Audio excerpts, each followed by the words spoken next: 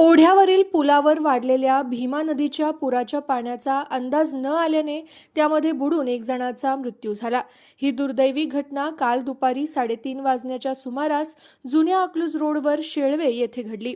महादेव बाबूराव भोसले वय 62 वर्ष, राहणार शेळवे असं मयत व्यक्तीचं नाव आहे। उजनी आणि वीर धरणातून सुमारे 1.25 लाखांहून अधिक क्युसेक पाण्याचा विसर्ग सोडण्यात येतोय।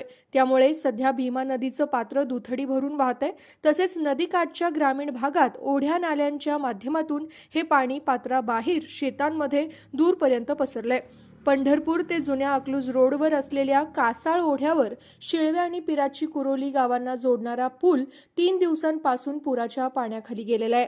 परिसरातील काही शेतकरी, शेतमजूर या पाण्यातून एकमेकांच्या आधाराने ये-जा करताना दिसतात। दरम्यान महादेव भोसले हे रविवारी दुपारी या पुलावरील पुराच्या पाण्यातून गावाकडे निघाले होते। मात्र खोल पाण्याचा अंदाज न आल्याने तोल जाऊन ते पडले आणि काही अंतरापर्यंत वाहून गेले।